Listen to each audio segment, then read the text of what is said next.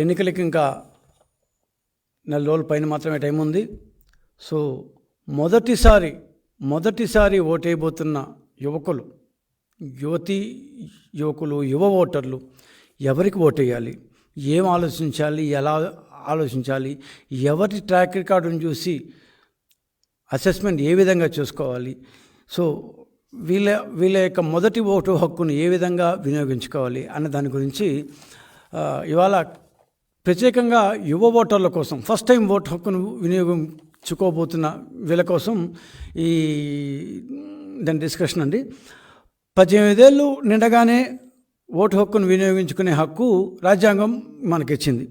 So okay, మొన్నటిదాకా పాఠశాలలో ఉండేవాళ్ళు, దాని నిన్నటిదాకా కాలేజీలో ఉండేవాళ్ళు, లాస్ట్ ఎన్నికలప్పుడు 13 నుంచి 17 ఏళ్ళ వయసులో ఉండే వాళ్ళంతా ఇవాళ ఓటు హక్కును వినియోగించుకునే స్థాయికి వచ్చారు. సంతోషం. First of all congratulations. కానీ మీ ఓటు ఎవరికి వేయాలి, ఎవరికి ఓటు వేస్తే ఈ రాష్ట్రం ముందుకెళ్తుంది, ఈ రాష్ట్రం బాగుపడుతుంది, ఈ రాష్ట్రం ముఖాభివృద్ధి చెందుతుంది. అన్నిటికంటే ముఖ్యంగా ఎవరికి ఓటేస్తే మీ బతుకులు బాగుపడతాయి, మీ యొక్క జీవితాలు సుభిక్షంగా ఉంటాయి. ఈ ఓటు వేసే ముందు ఇట్లాంటి క్వశ్చన్లు మనం వేసుకోవాలేమో కదా. అమ్మా నాన్నలు చాలా కష్టపడి చదివించుంటారు మిమ్మల్ని. వాళ్ళకంటే మీరు ఒక 4 ఆకులు ఎక్కువ చదవాలని, 4 గ్రేడ్లు ఎక్కువ పోవాలని, జీవితంలో వాళ్ళకంటే మీరు ఇంకా పైకి రావాలని వాళ్ళందరూ కలగా ఉంటారు. ఆ అమ్మా నాన్నల కలలు మీరు పండించాలంటే మీరు చదువు పూర్తయి ఈసారి బయటకు వస్తున్నాం, ఇంకో 1-2 సంవత్సరాలు 3 సంవత్సరాలు బయటకు వచ్చే వాళ్ళు ఉంటారు. వాళ్ళు జీవిత గమ్యంలోకి అడుగుపెట్టే ముందు మన అమ్మా నాన్నలు మనల్ని ఎంత కష్టపడి చదివించారు, ఆ చదివించిన దాని కృతజ్ఞతగా మనం ఒక వ్యాపారం చేసుకోవాలి, మన యొక్క చదువుకు తగిన ఉద్యోగం రావాలి. అదే కదా మన యొక్క చదువుకి సార్థకం. సో చదువు పూర్తి చేసి ఉద్యోగ ప్రపంచంలో అడుగు పెట్టబోతున్న మీరు 1-2 ఏళ్లలో పూర్తి చేసుకునే వాళ్ళు ఎవరి ట్రాక్ రికార్డ్ ఏంటి? మన ప్రధాన పార్టీలు 2 ఉన్నాయి మనకి ఇప్పుడు. ఒకటి తెలుగుదేశం పార్టీ, ఒకటి వైసీపీ పార్టీ. తెలుగుదేశం పార్టీలో ఉండే జనసేన అండ్ బీజేపీల కూటమి, ఇంకొకటి వైసీపీ పార్టీకి 5 సంవత్సరాలు చూస్తున్నారు. మీరు బహుశా చిన్నపిల్లకాయలేమో 2014-19 మధ్యలో మీ వయసు ఇంకా తక్కువ ఉంటుంది. సో అప్పటి ట్రాక్ రికార్డ్ ఏంటి? అసలు మనం రాష్ట్రం విడిపోయిన తర్వాత రాష్ట్రం ఇంత ముందుకు ఎలా వచ్చింది, ఈ 5 ఏళ్లలో ఏం జరిగింది? సో ఈ రెండింటినీ మనం బేరీ చేసుకోకపోతే మన యొక్క ఓటు మురిగిపోతుంది, ఓటు వేస్ట్ అయిపోతుంది. సో బేసిక్గా ఆంధ్రప్రదేశ్ విభజన జరిగిన తర్వాత 2014-19 మధ్యలో తెలుగుదేశం ప్రభుత్వం, 1924 మధ్యలో ఉన్న వైసీపీ ప్రభుత్వం, ఈ 2 ప్రభుత్వాల్లో, వైసీపీ తెలుగుదేశం ప్రభుత్వాల్లో ఏ ప్రభుత్వం జీవనోపాధులను ఎక్కువగా సృష్టించింది, ఏ ప్రభుత్వం పరిశ్రమలు ఎక్కువగా తెచ్చింది, ఏ ప్రభుత్వం ఉద్యోగాలను సృష్టించింది, ఏ ప్రభుత్వం వ్యాపార అవకాశాలను సృష్టించింది, ఏ ప్రభుత్వం ఉద్యోగాలకి అనువైన, వ్యాపారాలకి అనువైన ఎకోసిస్టమ్, అనువైన వాతావరణాన్ని ఏ ప్రభుత్వం సృష్టించింది? తెలుగుదేశం ప్రభుత్వం సృష్టించిన గత 5 ఏళ్లలో కుంటుతూ నడుస్తూ ఉండే ఈ ప్రభుత్వం సృష్టించిన దాన్ని నేను మిమ్మల్ని ప్రశ్నించదలుచుకున్నాను. సో ఆంధ్రప్రదేశ్లోకి వచ్చిన కొత్త ప్రశ్న, మేము దేనికన్నా ఇండికేటర్ ముఖ్యం. మేము చాలా బాగా చేసామంటే, నేను చాలా బాగా చదువుకున్నా అంటే నీకు వచ్చిన మార్కులు, నీకు వచ్చిన గ్రేడ్లు. అదేవిధంగా నేను ఈ రాష్ట్రంలో ఉద్యోగాలను తెచ్చానంటే ఎన్ని పరిశ్రమలు వచ్చాయి, ఏ ప్రభుత్వం పరిశ్రమలు ఎక్కువ తెచ్చింది, ఎప్పుడు వచ్చాయి, ఎలాంటి పరిశ్రమలు వచ్చాయి. సో 2014 తర్వాత ప్రతి పట్టణంలో పరిశ్రమలు తెచ్చిన ఈ పార్టీ ఏది? అదేవిధంగా ఎక్కువ ఫారిన్ డైరెక్ట్ ఇన్వెస్ట్మెంట్, విదేశీ పెట్టుబడులు. మనం ఇప్పుడు ఒక పరిశ్రమ పెట్టాలి, ఉద్యోగాలు కావాలంటే పరిశ్రమ కావాలంటే పెట్టుబడులు కావాలి. విదేశాల నుంచి ఎవరి ప్రభుత్వంలో ఎక్కువ విదేశీ పెట్టుబడులు వచ్చాయి? సో కాలేజ్ చదువు ముగించి మీరు ఓటైపోతున్న ఈ సమయంలో ఈ క్వశ్చన్లన్నీ మీరు వేసుకోవాలి. ఇప్పుడే జీవితంలోకి ప్రవేశిస్తున్న వాళ్ళు, ఈ యువ ఓటర్లు, రాష్ట్రం మీద ఎంతో ప్రేమన్న వాళ్ళు, మీకు నేనేదో చెప్పి మభ్యపెట్టి మీకేదో అబద్ధాలు చెప్పదలిచే ఉద్దేశం కానే కదా నాకు. I just want to say some facts. మీకు కొన్ని ఫ్యాక్ట్స్ మాత్రమే చెప్పబోతున్నాను. మీరు ఈ ఫ్యాక్ట్స్ చూసి అసెస్ చేసుకొని ఎవరికి పట్టేస్తారో చూసుకోండి. కొన్ని నిజాలు మాత్రమే చెప్తాను నేను.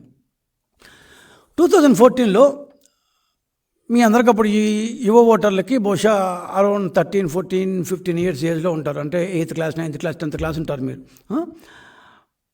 ఆ రోజు ఉన్న పరిస్థితి ఏంటంటే చదువుకున్న యువత పెద్ద ఎత్తున ఉన్న మన ఆంధ్రదేశంలో దానికి తగిన ఉద్యోగాలు లేవు. హైదరాబాద్ పోవాలి, చెన్నై పోవాలి, బెంగళూరు పోవాలి, ఇంకా కన్నా నార్త్ పక్క పోవాలి. అంటే మన రాష్ట్రంలో ఉంటూ ఉద్యోగ అవకాశాలు లేవు. మరి ఎక్కడికి వెళ్ళాలి? బయట వాళ్ళు ఇక్కడికి వచ్చి పరిశ్రమలు పెట్టేంత స్థాయికి మనం అప్పుడు ఉన్నామా? లేవు. 2014 విభజన నాటికి మనకు రాజధాని లేదు, సచివాలయం లేదు, అసెంబ్లీ లేదు, హైకోర్టు లేదు. కనీసం చెప్పుకోవడానికి ఓ మాదిరి పట్టణం వైజాగ్ ఒకటే ఉండేది మనకు, ఇంకేది లేదు. ఆంధ్రప్రదేశ్లో ఒక పెద్ద పట్టణం ఏదంటే అప్పట్లో వైజాగ్, కొంతవరకు విజయవాడ, ఈ 2 పట్టణాలే ఉండేది. మిగతావన్నీ మున్సిపాలిటీలకి ఎక్కువ, కార్పొరేషన్లు తక్కువ, లేకపోతే ఓ మాదిరి కార్పొరేషన్లుగా ఉండేవి. సో ఏమి చూసి ఇతర రాష్ట్రాల వాళ్ళు మన దగ్గర అప్పుడు పెట్టుబడి పెట్టారు. ఆ 5 సంవత్సరాల్లో ఎంత పెట్టుబడులు వచ్చాయో నేను చెప్తాను. మరి ఎందుకు పెట్టుబడి పెట్టారు? అప్పటిదాకా ఉన్న పరిశ్రమలు చూద్దామంటే ఇందాక నేను అన్నట్టు వైజాగ్ చుట్టుపక్కల ఉన్న కొన్ని పబ్లిక్ సెక్టర్ పరిశ్రమలు, port, steel plant, etcetera, pharma దాని పరిశ్రమలు, రాయలసీమలో ఈ దాని కాల్షియం మైన్స్ దగ్గర ఉండే కొన్ని సిమెంట్ పరిశ్రమలు, కొన్ని రీటైల్ సంస్థలు. అప్పటిదాకా కొత్తగా ఏర్పడిన సజ్జలో శ్రీ సిటీ సజ్జ అని సచివేట్ దగ్గర ఉంది, దాంట్లో ఉన్న కొన్ని కొత్తగా వచ్చిన పరిశ్రమలు. ఇంతే మన దగ్గర ఉండే, మన ఆంధ్ర రాష్ట్రంలో ఉండే పరిశ్రమలు. మరి ఇది ఈ ముఖ చిత్రంతో ఉండే దీంట్లో 1.5 కోటికి పైగా కుటుంబాలు ఉండే ఆంధ్రప్రదేశ్లో దాదాపు లక్షల మంది ఇంజనీర్లు, పోస్ట్ గ్రాడ్యుయేట్లు ప్రతి సంవత్సరం బయటికి వచ్చే వాళ్ళకి 5 సంవత్సరాల పాటు 5 లక్షల ఉద్యోగాలను తెలుగుదేశం ప్రభుత్వం ఎలా కల్పించగలిగింది? అసలు వచ్చిన పరిశ్రమలు ఏవి? ఇక్కడే నాది ఆ పార్టీ కాబట్టి నేను ఖచ్చితంగా చెప్తాను, తెలుగుదేశం పార్టీ అద్భుతాలు చేసి చూపించింది అని. సో అద్భుతాలు చేసి చూపించింది అంటే దానికి కొన్ని ఇండికేటర్స్ కావాలి. ఉట్టిగా నేను చెప్తే సరిపోదు కదా.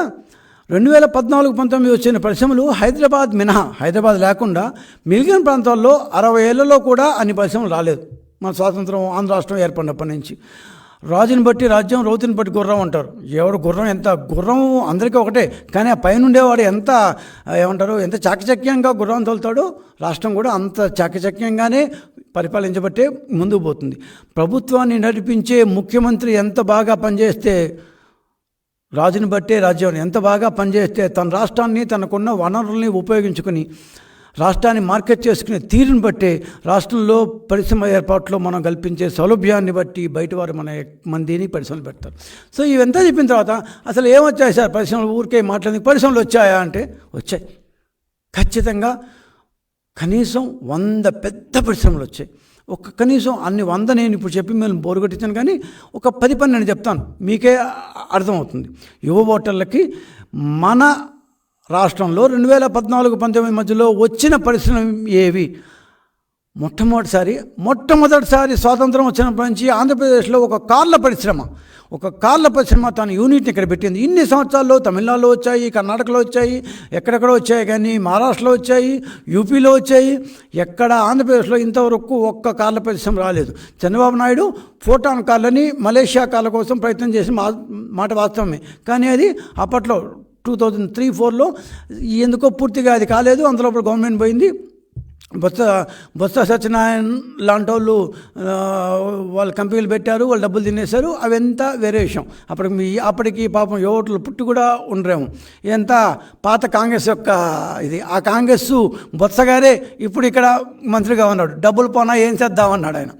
ఓకే, అది పాతది. కొత్తది ఇంకొస్తే అనంతపూర్లో కియా కార్లు, ఈరోజు మన రోడ్ల మీద రై అని పోతుండే కియా కార్లు చంద్రబాబు నాయుడు గారు ఉన్న 2014-19 మధ్యలో ఆంధ్రప్రదేశ్కి వచ్చాయి. భారతదేశంలో ప్రతి రాష్ట్రం ఆ కార్ల పరిశ్రమ కోసం పోటీ పడింది. కానీ కొత్త రాష్ట్రమైన, ఇందాక నేను చెప్పినట్టు హైకోర్టు లేదు, అసెంబ్లీ లేదు, రాజధాని లేదు, ఏమీ లేదు. అయినా కూడా మనల్ని నమ్మి, రాజుని నమ్మి, రాజు దగ్గర ఉండే సైన్యాన్ని నమ్మి, ఆంధ్రప్రదేశ్ ప్రజలు నమ్మి అనంతపూర్లో కియా పరిశ్రమ సౌత్ కొరియా నుంచి తమ కార్ల యూనిట్ని అక్కడ పెట్టింది. That was the starting of the great journey that are started in 2014, unfortunately ended in 2019. Hero two wheeler పరిశ్రమ, హీరో హోండా చూసుంటారు. ఆ తర్వాత హోండా బై హీరో అయింది. అది లూధియానాలో ఉంది. చాలా చోట్ల వాళ్ళ యొక్క పరిశ్రమలు ఉన్నాయి. ఆంధ్రప్రదేశ్లో మొట్టమొదటిసారి చంద్రబాబు నాయుడు డైరెక్ట్గా జలంధర్ వెళ్ళి వాళ్ళ ఇంటికి వెళ్ళి మాట్లాడొచ్చారు. ఒక ముఖ్యమంత్రి జలంధర్ వెళ్ళి ఆ ముంజాల్స్ వాళ్ళ ఇంటికి వెళ్ళి అంటే ఎంత కష్టపడ్డాడో అన్నదాని తార్కాణం. సో హీరో 2-వీలర్ పరిశ్రమ, ఇసుజు కార్లు, ఇందాక నేను ఫస్ట్ కార్ అని చెప్పాను, తర్వాత Isuzu car in Sri City. విజయవాడలో Ashok Leyland lorry body building unit.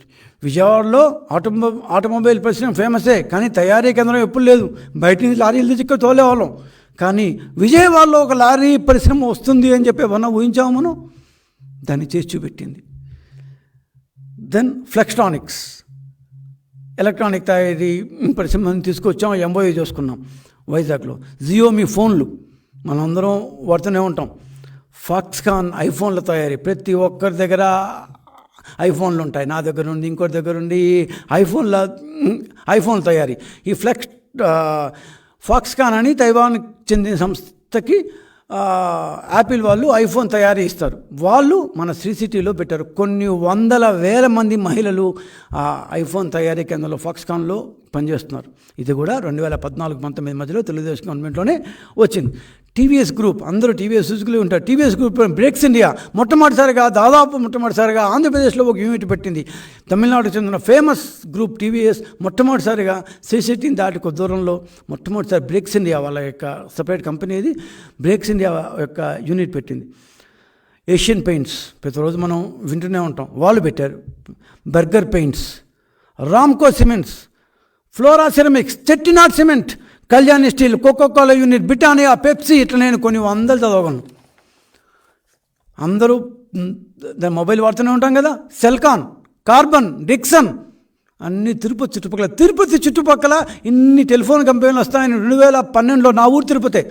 కానీ నేనైతే 2010, 11, 12 ఎప్పుడైతే నేను ఊహించలేదు తిరుపతి చుట్టుపక్కల ఇన్ని టెలిఫోన్ కంపెనీలు వస్తాయని. సెయింట్ గోబన్ గ్లాసెస్ కంపెనీ, మన కారు గ్లాసుల దగ్గర మన ఎక్కడ Saint Gobain is the leader. Bharat Forge famous automobile company. Apollo tyres, Jio, ఇలా వందల కొద్ది కంపెనీలు ఎన్ని వచ్చాయంటే లెక్కలేము. ఇవన్నీ ఇప్పుడు నేను చదివినవన్నీ 5 సంవత్సరాల్లో వచ్చి వాళ్ళ యూనిట్లు స్టార్ట్ చేసి వాళ్ళ యొక్క ప్రొడక్షన్ స్టార్ట్ చేసి ఉద్యోగాలు కల్పించే కంపెనీలు. ఇట్లా దీనికంటే కనీసం 4-5 ఇంతల కంపెనీలు ఎంఓయూలు చేసుకున్నాయి, ల్యాండ్స్ అలాట్ చేయబడిన కంపెనీలు. కానీ దురదృష్టవశాత్తు 2019 తర్వాత తరివేశారు, వెళ్ళగొట్టారు. నెక్స్ట్ గవర్నమెంట్ వచ్చి ఏమంటే వాళ్ళకి వాటాలు కావాలి, భాగస్వామ్యం కావాలి, ఉత్తి పుణ్యానికి వాటాలు ఇచ్చేవాలి, డబ్బులు చెల్లించుకోవాలి, లంచాలు ఇచ్చుకోవాలి. తట్టుకోలేక వెళ్ళిపోయారు. సరే, అది ఎక్క పక్కన పెడతాం. ఇప్పుడు నేను చెప్పిన పరిశ్రమలన్నీ ఇంకొకసారి చదువుతాను, ఎందుకంటే మంచిని 10 సార్లు చెప్పాలంట, చెడ్డ విషయం చెవులో చెప్తే చాలంట. సో మంచి విషయం, Kia, Hero, Isuzu, Ashok Leyland, Flextronic, Xiaomi, Foxconn, HCL. మొట్టమొదటిసారి హెచ్సిఎల్ కంపెనీ భారతదేశంలోని టాప్ 5లో ఉండే హెచ్సిఎల్ కంపెనీ విజయవాడలో వచ్చి వాళ్ళ యొక్క యూనిట్ పెట్టారు. ఎప్పుడన్నా ఒక పెద్ద కంపెనీ, ఒక పెద్ద ప్రథమ శ్రేణి ఐటీ కంపెనీ విజయవాడలో ఒక యూనిట్ పెడుతుందని ఎప్పుడన్నా ఊహించామా? Never. HCL, Brakes India, Asian Paints, Berger Paints, Ramco cements, Flora ceramics, Kalyani steel, Coca Cola, Britannia, Pepsi, Celkon, Karbonn, Dixon, Saint Gobain, Google X, Bharat Forge, Apollo, Jio, ఇట్లా ఎన్నన్నా గడగడగడ మనం చెప్పుకుంటూ పోవచ్చు. సో ఎలా వచ్చాయి ఇవన్నీ? ఇందాక ఫస్ట్ అన్నట్టు మనకు అసెంబ్లీ లేదు, సచివాలయం లేదు, వైజాగ్ లాంటి పట్టణం ఒకరితో ఇంకేం లేదని చెప్పాను కదా నేను. మరి ఎట్టు వచ్చాయి? సడన్గా మన రాష్ట్రం మీద బహుళ సంస్థలకు అంత ప్రేమ పుట్టేసిందా? అన్ని రోజులు లేని సౌకర్యాలు 2014 తర్వాతే కనిపించాయా? మన తీర ప్రాంతం నుండి సహజ వనరుల దాకా మన విద్యార్థులు విజ్ఞానం నుండి రాష్ట్రంలోని అనువైన రవాణా, పట్టణ జీవన వ్యయాలన్నీ చాలా తక్కువ, పెద్ద నగరాలకు దగ్గరగా ఉండడం, ఇవన్నీ అప్పుడే ఆ టైంలోనే కంపెనీలకు తెలిసి వచ్చాయా? అన్నింటికి మించి ఎలా మన రాష్ట్రాన్ని మనం మార్కెట్ చేసుకోగలిగాం? ఇవన్నీ పైన నేను చెప్పినవన్నీ నిజం. ఇవన్నీ కలిపితేనే వచ్చిన విజయం ఇది. 3 సంవత్సరాల పాటు వైజాగ్లో జరిపిన భాగస్వామ్య సదస్సు, చేసుకున్న ఒప్పందాలు, పలుమార్లు దేశంలో జరిగే భాగస్వామ్య సదస్సులకి, స్విట్జర్లాండ్లో జరిగే వరల్డ్ ఎకనామిక్ సమ్మిట్కి హాజరు కావడం, స్వయంగా ముఖ్యమంత్రి ప్రతి మీటింగ్కి హాజరు కావడం, మన రాష్ట్రం గురించి సమావేశాలు ఏర్పాటు చేసి వివరించడం, దేశ విదేశాల్లోని పారిశ్రామికవేత్తలను కలవడం, రాష్ట్రంలోని అవకాశాలను, రాయితీలని చెప్పడం, ఏపీఈడిబి, ఆంధ్రప్రదేశ్ ఎకనామిక్ డెవలప్మెంట్ బోర్డు అంటూ ఒక బోర్డును ఏర్పాటు చేసి, ఒక ప్రత్యేక సంస్థ, కొత్త సంస్థ, అప్పటిదాకా లేదు అసలు సంస్థ చేసి, దానికి కృష్ణకిషోర్ అని ఒక ఐఆర్ఎస్ని సీఈఓగా చేసి దేశ విదేశాల్లోని కంపెనీలతో దాని చర్చలు జరపడం, పాలసీ స్థాయి చర్చల కోసం స్వయంగా ముఖ్యమంత్రే తన యొక్క దాని ఏమంటారు అధికార బృందాలతో కలిసి కంపెనీలతో చర్చలు జరపడం, ఇలా రకరకాలు జరిగాయి. ఇవన్నీ చేస్తే వచ్చేసాయా? కాదు. ఇవన్నీ చేస్తే కూడా రాలేదు. దానికి ఇంకా చాలా కసరత్తు జరిగింది. ఒక సంస్థ పరిశ్రమ పెట్టాలి అంటూ మన దగ్గరకు వస్తే కావాల్సిన అనుమతులు ఏంటి? సింగిల్ విండోలో ఒక్కసారి రాగానే నువ్వు అక్కడ పో ఇక్కడ పో అక్కడ పో అని బ్యూరోక్రసీ ఏమీ లేకుండా, బ్యూరోక్రాటిక్ హర్డిల్స్ ఏమీ లేకుండా సింగిల్ విండోలో అనుమతులు ఇవ్వాలి అంటూ కేంద్ర ప్రభుత్వం ఒక ఎక్సైజ్ స్టార్ట్ చేసింది. అన్ని రాష్ట్రాలకు ఇచ్చింది. ఒక సంస్థ నేను పరిశ్రమ పెడతా అంటే వాడికి ఇప్పుడు పట్టే సమయం ఎంత, బ్యూరోక్రసీ యొక్క ప్రభావం ఎంత, దీన్ని మనం ఎంతవరకు సులభతరం చేయొచ్చు, ఎంతవరకు సింగిల్ విండోలో అనుమతులు జారీ చేయొచ్చు అంటూ జాతీయ స్థాయిలో కేంద్రం చేపట్టిన ఈజ్ ఆఫ్ డూయింగ్ బిజినెస్. ఒక సంస్థ భారతదేశంలోకి ఏ రాష్ట్రానికి వచ్చినా ఎంత సులభంగా తన వ్యాపారాన్ని మొదలుపెట్టగలదు అంటూ రాష్ట్రాల మధ్య కాంపిటేటివ్నెస్ కోసం కేంద్ర ప్రభుత్వం చేపట్టిన ఈజ్ ఆఫ్ డూయింగ్ బిజినెస్. విడిపోయిన రాష్ట్రం, ఇందాక నేను చెప్పినట్టు రాజధాని లేదు, ఏమీ లేదు. కానీ మొట్టమొదటిసారి 2016లో ease of doing business central government పెడితే మొట్టమొదటి స్థానం వచ్చింది ఆంధ్రప్రదేశ్కి. రెండో స్థానం వచ్చింది ఎవరో తెలుసా? మన ఇంతకుముందు అక్కడ ఉన్న తెలంగాణకి. మొట్టమొదటిసారి భారతదేశంలో మహారాష్ట్ర, తమిళనాడు, కర్ణాటక, యూపీ ఇన్ని రాష్ట్రాలు ఉండగా మనకు వచ్చింది ఫస్ట్ టైం. అంటే ఎంత కష్టపడి చేశాము. పైన ఎవరో మన యొక్క దాన్ని మేనమాం కాదు కదా, అన్నీ ఓపెన్గా ఇంటర్నెట్లోనే ప్రతిరోజు మార్కులు వేసి నువ్వు చేపట్టిన ఒక్కొక్క ఇనిషియేటివ్కి మార్కులు వేసి మొట్టమొదటి స్థానం ఆంధ్రప్రదేశ్కి వచ్చింది. గొప్పగా గర్వంగా చెప్పుకోగలం మనం ఈజ్ ఆఫ్ డూయింగ్లో అగ్రస్థానం గురించి. 3 సంవత్సరాల పాటు ఒక సంవత్సరం కాదు, 2016, 17, 18 3 సంవత్సరాలు, 19లో మా ప్రభుత్వం ఎండ్ అయ్యేదాకా 3 సంవత్సరాల పాటు ఈజ్ ఆఫ్ డూయింగ్ బిజినెస్లో వచ్చింది. ఇవంతా బయట కంపెనీలు చూస్తాయి, ఓహో ఆ రాష్ట్రానికి పోతే ఇంత ఈజీగా మన పరిశ్రమలు ఏర్పాటు చేయొచ్చా, ఇంత సులభతరంగా ఉంటుందా, కమాన్ లెట్స్ గో అంటూ పరిగెత్తుకొచ్చాయి కంపెనీలు. ఒక 5 ఏళ్ల క్రితం, అప్పటికి 2019కి ముందు 5 ఏళ్ల క్రితం ప్రస్థానం ప్రారంభించిన రాష్ట్రం ఈజ్ ఆఫ్ డూయింగ్ బిజినెస్లో దేశంలోనే మొదటి స్థానం ఆక్యుపెన్షన్. ఇట్స్ ఫినామినల్ టాస్క్, మామూలు విషయం కాదు అది, ఫినామినల్. ఆంధ్రప్రదేశ్ ప్రభుత్వం సిఏ భాగస్వామ్య సదస్సు కోసం విశాఖే కాదు మొత్తం రాష్ట్రంలో కన్వెన్షన్ సెంటర్ కూడా లేకుండా రేకులు షెడ్ వేసి దాని కింద ప్లాస్టిక్ సీలింగ్ వేసి ఒక టెంపరీ ఆడిటోరియం కట్టి సిఏ సదస్సు పెట్టిన స్థాయి నుంచి మనం ఎంత 5 ఏళ్ళలో ఎంత ఎదిగామంటే అంత ఎదిగాం. ఇంత పారిశ్రామిక ఘనత సాధించిన తర్వాత దీని వెనకాల ఉన్న చోదక శక్తి, dynamics, what are the dynamics that push the thing. ఈ చోదక శక్తి కూడా మనం మాట్లాడకపోతే అది తప్పవుతుంది. ఏంది ఆ చోదక శక్తి? What made all this possible? ఎలా ఇవంతా పాసిబుల్ అయింది? మన ఆలోచన పరిధి మీదే నేను అక్కడ దాకా పోవాలంటే అక్కడ దాకా పోవాలి, నేను ఇంకో 2 మైళ్ళు పోవాలంటే బహుశా పోగలను, లేదు నేను 50 మైళ్ళు పోగలంటే, నేను 100 మైళ్ళు పోవాలంటే అన్నీ మన మనసు దగ్గరే ఉంటుంది. Vision is more important. So అట్లాంటి విజన్లు, ఆలోచనలు, ఆవిష్కరణలు, దార్శనికత ఇవన్నీ మనల్ని, మన ఆలోచనల్ని సాధించడం కోసం ఖండాంతరాలు కూడా దారి తీసుకుపోతాయి. చీఫ్ మినిస్టర్ అంటే ఏదో వచ్చేసి ఏమంటారు కత్తెరతో రిబ్బన్ కత్తిరించే వ్యక్తి కాకుండా ప్రతి పారిశ్రామిక సదస్సుకు పొద్దున్నే వచ్చి ఓపికగా పవర్ పాయింట్ ప్రజెంటేషన్ చేస్తూ దావోస్ లాంటి గడ్డగట్టే చల్లో కూడా 70 ఏళ్ల వయసులో కూడా వారం రోజుల పాటు అక్కడే ఉండి పలువురు దేశాధినేతలు కలుసుకుంటూ వాళ్ళ పెట్టుబడులు పెడతారో లేదో తెలియకపోయినా కూడా వాళ్ళందరికీ ఓపికగా వాళ్ళ యొక్క ప్రజెంటేషన్ ఇస్తూ మన రాష్ట్రాన్ని పరిచయం చేస్తూ హామీలు అమలవుతున్నాయో లేదో చూస్తూ ఒక అసిధార వ్రతం మారి ఈ పారిశ్రామిక యజ్ఞాన్ని చేసిన వ్యక్తి ఒకే ఒక్కడు. రాజు కొద్దీ రాజ్యం, రౌతు కొద్దీ గుర్రం అన్నాను కదా, ఆ రాజు బాగుంటే గ్యారంటీగా రాజ్యం బాగుంటుంది అని నిరూపించిన వ్యక్తి. హైదరాబాద్ నగరానికి మిగులుని హైదరాబాద్ నగరాన్ని విశ్వవ్యాప్తం చేసిన విజనరీ అతను. నేనేమి ఇదేదో పొగడాలని చెప్పట్లేదు, దిస్ ఇస్ ద ఫ్యాక్ట్. ఒక్కసారి గూగుల్లోకి వెళ్ళి చంద్రబాబు నాయుడు అని కొట్టండి, ఆ వ్యక్తి ఇంతసేపు నేను చెప్తుంది మాట వచ్చేసి నా నోట్లో తెలియకుండానే. ఈ అద్భుతమైన ప్రయాణానికి కెప్టెన్ అతనే. ఆయన పట్ల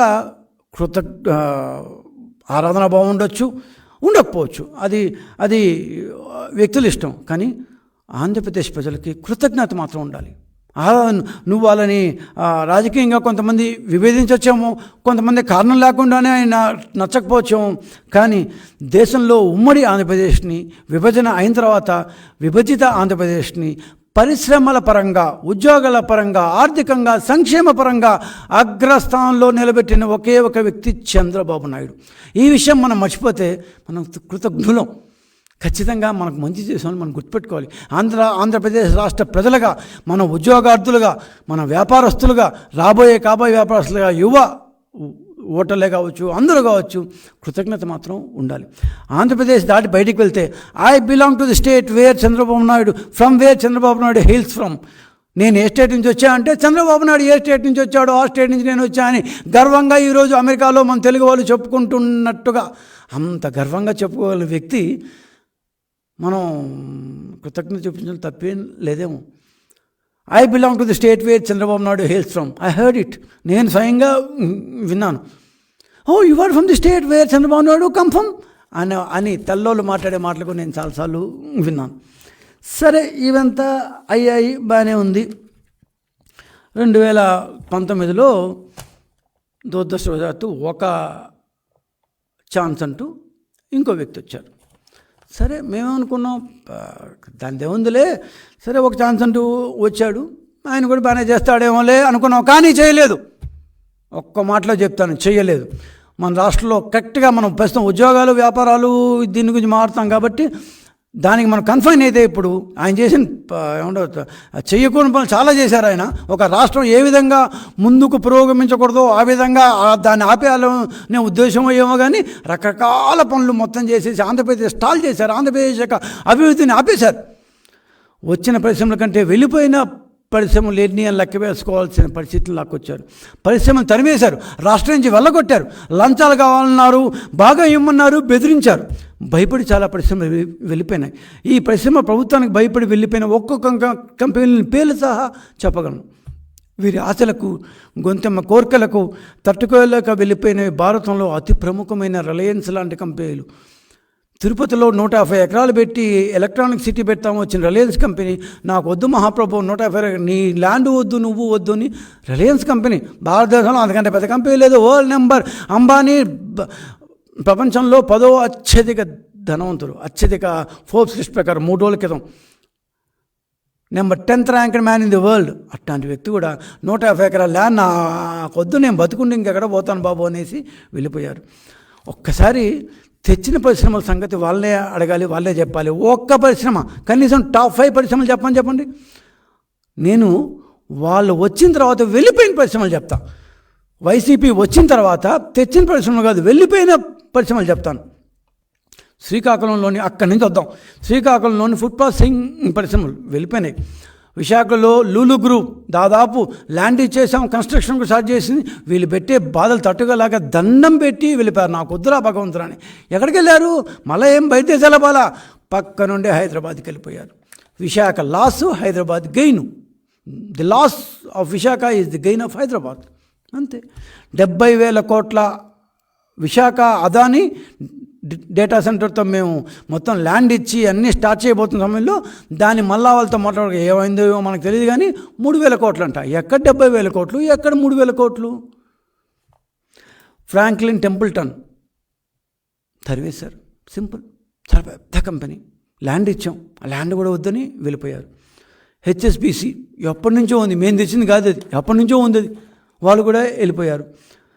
తూర్పు పశ్చిమ గోదావరిలోని ఆక్వా కంపెనీలు వీళ్ళ బాధలు తట్టుకోలేక, వీళ్ళ లంచాలు దీన్ని తట్టుకోలేక వెళ్ళిపోయినాయి. కృష్ణాలో ఐటీ కంపెనీలు ఒకప్పుడు ఉండేవి. నిజంగానే 2014-19 మధ్యలో చాలా ఐటీ కంపెనీలు వచ్చాయి. ఒక హెచ్సిఎల్ మాత్రం నిల్చో ఉంది. ఎందుకంటే శివనాడ లాంటి కొరుకుడు పైన కొయ్య కాబట్టి ఆయన ఒక్క నిల్చోమన్నారు. మిగతా అన్ని కంపెనీలు ఒకప్పుడు ఉండేవంట. విజయవాడలో ఐటీ కంపెనీలు అనే స్థాయికి వచ్చాము ఇప్పుడు. సింగపూర్ స్టార్టప్ కంపెనీలు, అమరావతి, ఇంకా అమరావతి చెప్తే అసలు నేను ఎక్కడికో వెళ్ళాలన్నమాట. ఖండాలుగా ముక్కలుగా నడిచి శ్మశానం అని చెప్పాడు ఒక ఆయన. మా బొత్సగారు శ్మశానం అని చెప్పేశారు. ఆయన రోజు ఎక్కడ ఉంటాడో మనకైతే తెలియదు కానీ బొత్సగారు శ్మశానం అని చెప్పారు అనమాట. ఇంకా జగన్మోహన్ రెడ్డి గారు అమరావతిని ఎంత నాశనం చేయాలో అంత నాశనం చేశారు. అమరావతిని రావాల్సిన స్టార్టప్ కంపెనీలన్నీ వెళ్ళిపోయినాయి.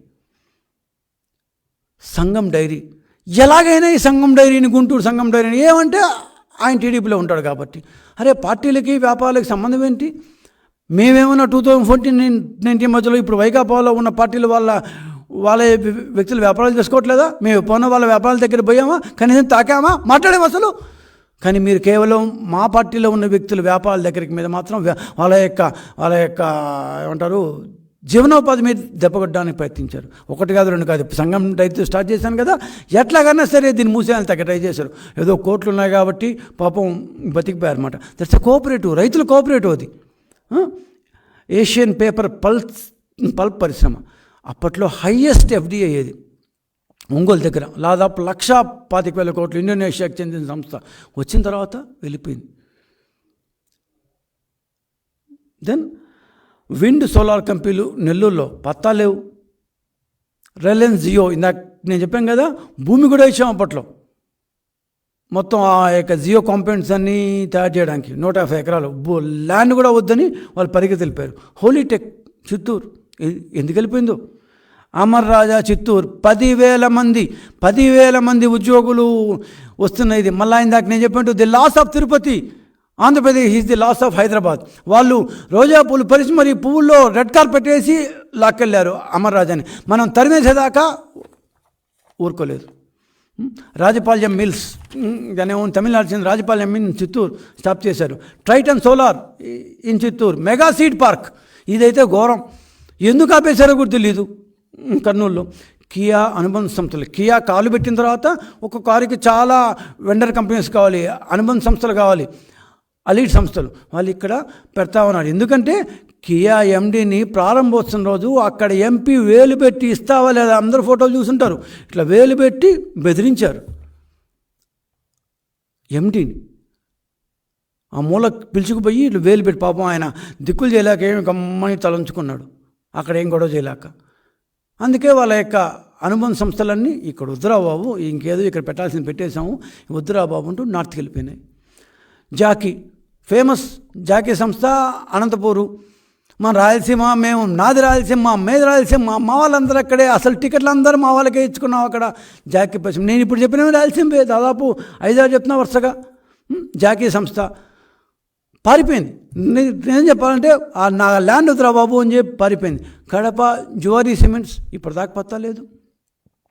ఇలా ఎన్నెన్నో ఉద్యోగాల కల్పన జరగలేదు. కేవలం వాళ్ళు ఇచ్చిన లెక్క ప్రకారమే, కేవలం 4 సంవత్సరాల్లో 23 నవంబర్ దాకా వాళ్ళ లెక్క ప్రకారమే, గవర్నమెంట్ లెక్కల ప్రకారమే 35,000 ఉద్యోగాలు వచ్చాయంట. మొత్తం 16,000 కోట్లు, ఏది విదేశీ పెట్టుబడులు, బయట పెట్టుబడులు అన్నీ కలిపి ఈ 5 సంవత్సరాల్లో 16,000 కోట్లు వచ్చాయంట. ఒక్క కియా కంపెనీతోనే మనం 12,000 కోట్ల రూపాయలు, కియా కంపెనీతోనే 12,000 తెస్తే, నేను చదివి మిగతా కంపెనీలు కాకుండా కియా మాత్రమే 12,000 పెడితే, వీళ్ళు 4.5 సంవత్సరంలో మొత్తం ఆంధ్రదేశం అంతా కలిపి 16,000 కోట్లు తేలేకపోయారు. 1,200 మంది యువకులు ఉద్యోగాలు లేక బలవన్మరణం పొందారు. ఇప్పటిదాకా వైకాపా దీంట్లో వచ్చిన విదేశీ పెట్టుబడులు ఎంత అయ్యా అంటే 6,000 కోట్ల రూపాయలు మాత్రమే. ఇంకో 10,000 దేశీయంగా వచ్చాయి. ఎందుకు? భారతదేశంలో 14వ స్థానంలో ఉన్నామంట. ఒకప్పుడు 3వ స్థానంలో ఉండేవాళ్ళం. ఒకప్పుడు 2014-19 మధ్యలో స్టార్ట్ చేసి 5th స్థానంలో, 6th స్థానంలో స్టార్ట్ చేసి మేము 2019లో ఎండ్ అయ్యేప్పటికి 3వ స్థానంలోకి వచ్చాం. అట్లాంటిది విదేశీ పెట్టుబడులు 14వ స్థానానికి వెళ్ళిపోయింది. మీ 5 ఏళ్ళలో ఒక్క పరిశ్రమ చూపించండి, ఒక మెయిన్ పరిశ్రమ, కనీసం ఒక్కటి టాప్ 5 చూపించాను ఒక్కసారి. ఇది మా ల్యాండ్ మార్క్. బ్రహ్మాండం చెప్పి మేము ఇందాక అన్నాం కదా, కియా పరిశ్రమ సూపర్ చెప్తున్నాను, నేను హీరో అని చెప్పాను, ఇసుజో అని చెప్పాను, ఫాక్స్కాన్ అని చెప్పాను. అట్లాంటి టాప్ 5 చెప్పండి, చూద్దాం, ల్యాండ్ మార్క్ ఇది సూపర్, అసలు మేము చింపేశాం అని చెప్పి ఒక్క పరిశ్రమ చూపండి. ఇన్ఫోసిస్ వైజాగ్ అని చెప్పొద్దండి, ఇంకా దానికి ఎంఓయూ కూడా కాల ఇంకా మీకు. సో అట్లాంటి అబద్ధాలు కాకుండా 5 సంవత్సరాల పాటు మీకు అధికారం ఇచ్చారు కాబట్టి ల్యాండ్ మీద క్షేత్రస్థాయిలో ఉద్యోగాలు ఇస్తూ, బిల్డింగ్లు కట్టి, ఉద్యోగులు పనిచేసుకుంటూ, జీతాలు తీసుకుంటూ, వాళ్ళ ఇంటికి 4 డబ్బులు పట్టుకుపోయే ఉద్యోగులను కంపెనీలు పేరు చూపించండి. ప్రైవేటు పెట్టుబడులను రాష్ట్రంలో తేలేకపోయాయనేది సుస్పష్టం. ఉద్యోగాలను ప్రైవేట్ రంగంలో తేలేకపోయింది. తయారీ రంగంలో ఏం చేయలేకపోయారు. ఐటీ రంగం అంటే అసలు మిమ్మల్ని చూస్తే భయపడి పారిపోతారు. ఐటీ వాళ్ళు ఎవరు తుంగుడు చూడలేదు కనీసం. అట్లా కనీసం ఉందేమో పెడదామా అని ఆలోచన కూడా చేయట్లేదు. రియల్ ఎస్టేట్ మీరు చేసిన ఈ 3 క్యాపిటళ్ళు 4 క్యాపిటళ్ళు అది ఇది అని చెప్పి రియల్ ఎస్టేట్ ఢమాల్, అసలు ఆ పక్క లేనే లేదు మొత్తం. మీ దృష్టిలో ఇందాక ఏం చెప్పేట్టు అమరావతి శ్మశానం లాంటిది. అమరావతే కాదు, ఆ చుట్టుపక్కల ప్రాంతాల్లోని మీకు అసలు వాళ్ళ ఓట్లే మాకు అవసరం లేదు అన్నారు. సరే పోనీ అమరావతి, ఆ చుట్టుపక్కల ప్రాంతాలు వద్దు, ఆ ప్రాంతాల ఓట్లు అవసరం లేదు, ఎట్లా ఓడిపోతారు మీరు ఎన్నికల్లో. కనీసం వైజాగ్ ఏమైనా చేశారట్రా? ఏమీ చేయలేదు, నథింగ్. ఆ రోజు ఏముందో ఈరోజు అదే ఉంది. ఈ 5 సంవత్సరాల్లో మేము అమరావతిలో ఏం చేయలేదు, వైజాగ్లో మేము అసలు బ్రహ్మాండంగా చేసాం అని చెప్పుకోవాలరా మీరు? కనీసం మీకు చేసుకోగల సత్తా లేదు, మీకు చేసుకోవగలేదు, దమ్ము లేదు, స్థాయి లేదు, డెవలప్ చేసే యుక్తి లేదు. అందుకే నేను రాజు కొద్దీ రాజ్యం, రౌతు కొద్దీ గుర్రం అని. గుర్రం మీ చేతికి ఇచ్చారు, తోలలేకపోయారు. అందరు లక్షకి అని పక్క రాష్ట్రాలు పరిగెత్తుంటే నువ్వు లొక్క కుంటి గుర్రం దాన్ని చేసి, గుర్రం బాగానే ఉంది, దాన్ని నువ్వు కుంటి గుర్రం మారి వాడావు, నువ్వు పరిగెత్తలేకపోయినావు, గుర్రాన్ని కూడా పరిగెత్తించలేకపోయినావు. ఇది వైజాగ్. మిగిలిన ప్రాంతాల్లో పెట్టుబడుల గురించి ఎంత తక్కువ మారితే అంత మంచిది. ఎక్కడ రూపాయి పెట్టుబడి లేదు. ఒకే ఒక్క ప్రశ్న జగన్మోహన్ రెడ్డి గారు, యువతరానికి మీరు ఏం చేశారని చెప్పి ఈరోజు మీకు వాళ్ళు ఓటేయాలి. యువతరానికి, యువ ఓటర్లకి ఇదేనా ఇక మెయిన్ ప్రశ్న. నేను ఇంతసేపు చెప్పాను టీడీపీ హయాంలో ఏమేం చేశాము, ఏం చేయబోతాం కూడా చెప్తాను ఇప్పుడు నేను. మీరు 5 సంవత్సరాల్లో జగన్మోహన్ రెడ్డి గారు ఒక్కసారి గూగుల్లో పోయి కొట్టండి చాలు, ఇంకేం వద్దు. చంద్రబాబు నాయుడు వర్సెస్ జగన్మోహన్ రెడ్డి. మీకు అందరూ ఈరోజు కంప్యూటర్ సేవీనే కదా, ప్రతి ఒక్కరు ఇంటర్నెట్ ఉంది, ప్రతి ఒక్కరి దగ్గర దాన్ని ఉంటారు, స్మార్ట్ ఫోన్లే ఉన్నాయి. సో అందరి దగ్గర. సో ఒక్కసారి ఇంటర్నెట్లోకి వెళ్ళి చంద్రబాబు నాయుడు అని కొట్టండి, ఏమొస్తుందో చూడండి, జగన్మోహన్ రెడ్డి అని కొట్టండి, ఏమొస్తుందో చూడండి. నేనేం చెప్పను, మీకు మీరే అసెస్ చేసుకోవచ్చు. చదువు పూర్తి కాకనే హైదరాబాద్, చెన్నై లేదా బెంగళూరు పోవాల్సిన అవసరాన్ని మేము చాలా వరకు తప్పించాం. మీరేమైనా చేశారా? ఉన్న కంపెనీలను కూడా తరిమేశారే. 10,000 ఉద్యోగాలను, అది తయారీ రంగంలో టెక్నాలజీ ఉద్యోగాలను సృష్టించే అమర్ రాజా ఎలక్ట్రికల్ బ్యాటరీ యూనిట్ను వాళ్ళ అప్పటికే ఉన్న Amar Raja battery unit is an extension. Okay, Amar Raja మామూలు ఆటోమొబైల్ బ్యాటరీలు తయారు చేసేది చిత్తూరులో, తిరుపతి పక్కనే.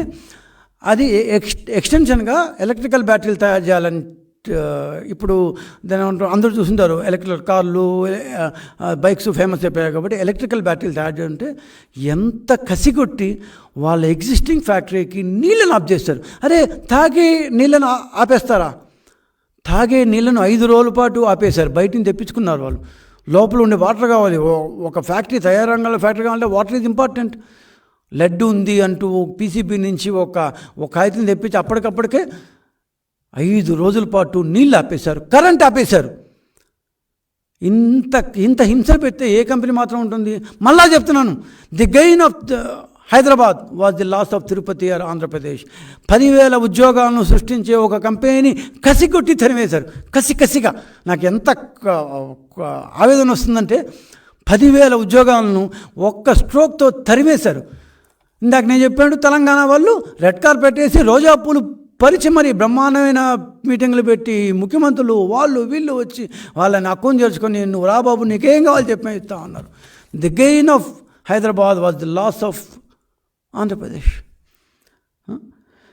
ఇదేనా మీరు యువతకి ఇచ్చిన ఉద్యోగాలు? ఒక్కసారి ఇద్దరు ట్రాక్ రికార్డ్ చూడండి. నైపుణ్యం ఎవరికి ఉంది, పాలనా దక్షత ఎవరికి ఉంది, గుణగుణాలు ఎవరికి ఉన్నాయి? ఒక్కసారి ఇందాక నేను చెప్పాను, గూగుల్లో కొట్టండి, మామూలు ప్రజల్ని అడగండి, యువ ఓటర్లు ఒక్కసారి చూసుకోండి.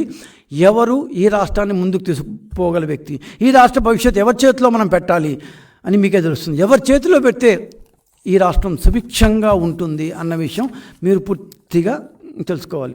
So job crisis in AP, ఎక్కడెక్కడ చూసినా ఇట్లాంటివన్నీ వస్తుంటాయండి. జాబ్ క్రైసిస్ ఇన్ ఏపీ అంట. సో ఇట్ ఈజ్ ఆల్మోస్ట్ ఆంధ్రప్రదేశ్లో 24% ఈజ్ అన్ఎంప్లాయ్మెంట్ రేట్ అంట. 24% ఆఫ్ అన్ఎంప్లాయ్మెంట్ రేట్. 2,30,000 ఉద్యోగాలు సృష్టిస్తాను అన్నారు. ప్రతి ఏటా డిఎస్సి, నేను ఇప్పటిదా చెప్పిన ప్రైవేట్ ఉద్యోగాలు, గవర్నమెంట్ ఉద్యోగాలు ప్రతి ఏటా డిఎస్సి అన్నారు. ఒక్క డిఎస్సి వేసారా? ఒక్క టీచర్ ఉద్యోగం ఎందుకు ఇవ్వలేకపోయినావు?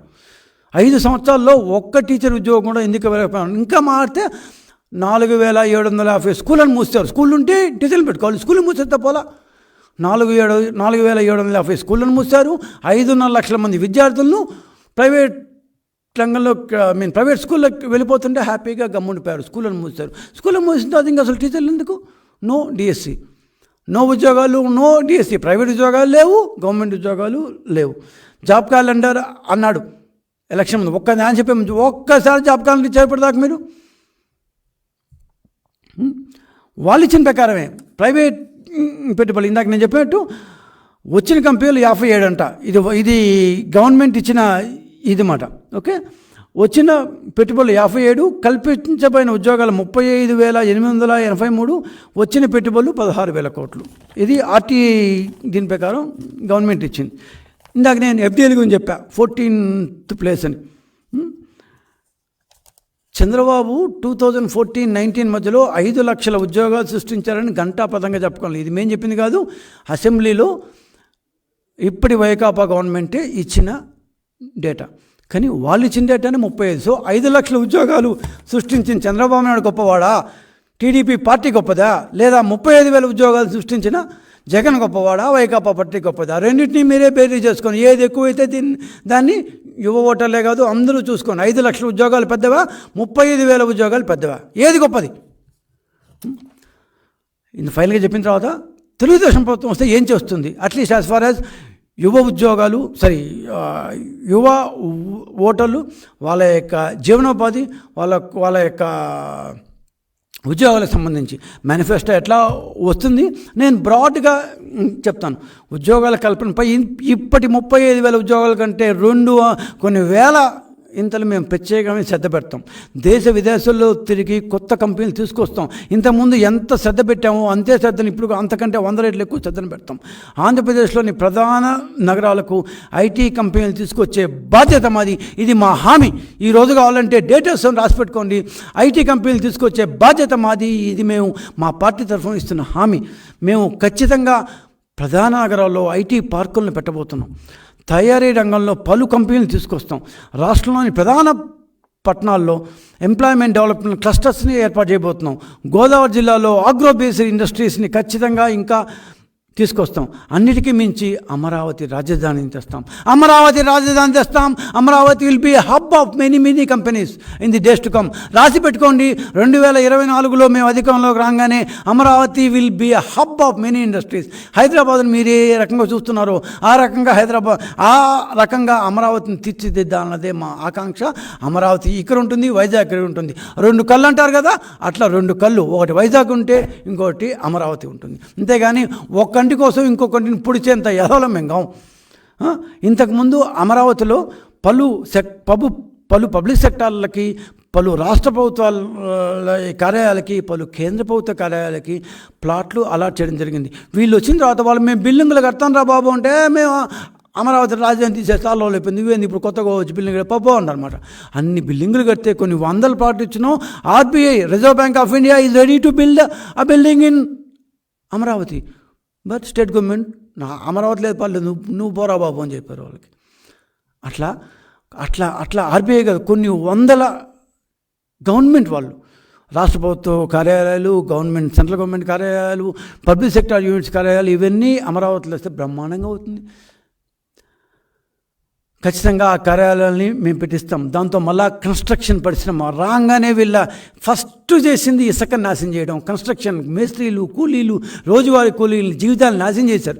నేను ఇంతవరకు యువ ఓటర్ లేక ఉద్యోగాలు పెద్దది చెప్పాను. దాని గురించి మాట్లాడితే ఇంకా చాలా ఇదవుతుంది. ఇసుకను చేస్తూ సిమెంట్ కంపెనీలు గుప్పిట్లో పెట్టుకొని కన్స్ట్రక్షన్ రంగాన్ని ఎంత ఘోరంగా నరికి ముక్కలు చేశారో. ఇసుక గురించి నేను మీకు అందరూ చెప్పనక్కర్లేదు, మీ అందరికీ బాగా తెలుసు. దాన్ని అడ్డు పెట్టుకొని ఒక్కొక్కరు ఇన్ని వేల కోట్లు సంపాదించుకున్నారు. యువ ఓటర్లకు మేము ఒకటే విజ్ఞప్తి చేస్తున్నాం, మీరు అసెస్ చేసుకోండి, గ్రామాలకు వెళ్ళండి. అదేదో సినిమాలో చెప్పేట్టు ఒకరు ఇంకొక ముగ్గురు చెప్పండి, ఆ ఒక్క ముగ్గురు ఇంకొక ముగ్గురు చెప్పండి. మన రాష్ట్రానికి ఏం కావాలి, మన రాష్ట్రానికి ఎవరు వస్తే బాగుంటుంది. నేనేమి దీంట్లో ఇప్పుడు నేను ఇంతసేపు చెప్పాను, మీరు కూడా ఇంటర్నెట్ చేస్తే ఇంతకన్నా ఎక్కువ ఉంటాయి. నాకున్న టైంలో నాకున్న ½ అన్ అవర్ మ్యాక్సిమంలో నేను చెప్పాను. కానీ మీరు ఇంటర్నెట్ చేస్తే ఇంకా కొన్ని 100 ఎగ్జాంపుల్స్ కనిపిస్తాయి మీకు. అసెస్ చేసుకోండి. యువ ఓటర్లు మొట్టమొదటిసారి మీరు వేస్తున్న ఓటు సార్థకం అయ్యేలా చూసుకోండి. సంపద సృష్టించడం తెలుగుదేశం పార్టీ కొత్త ఏం కాదు.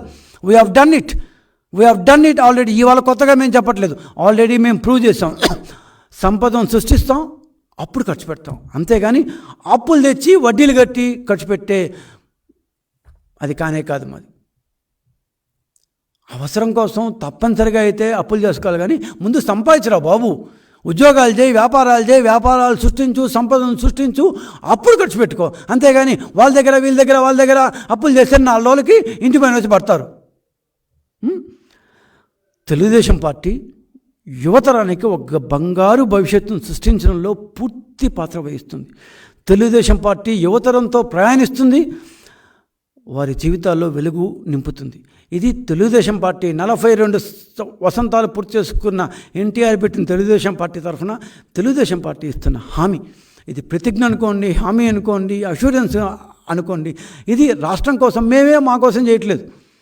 మేమేమో చింపేస్తాను కదా, రాష్ట్రం కోసం చేయాలి. నువ్వైనా నేనైనా రాష్ట్రం మీద ప్రేమ ఉంటేనే. సో మనందరం రాష్ట్రం మీద ప్రేమ ఉండేవాళ్ళం. రాష్ట్రం మీద ప్రేమ ఉంటే ఎవరు కోటేయాలి? చివరగా ఒక్క మాట చెప్తాను, రాష్ట్రం మీద ప్రేమ ఉంటే ఉద్యోగాలు కావాలంటే చంద్రబాబుకే ఓటేయాలి. జాబు కావాలంటే బాబు రావాల్సిందే. జాబు కావాలంటే బాబు రావాలి, ఉద్యోగాలు కావాలంటే చంద్రబాబు రావాలి. ధన్యవాదాలు, నమస్కారం.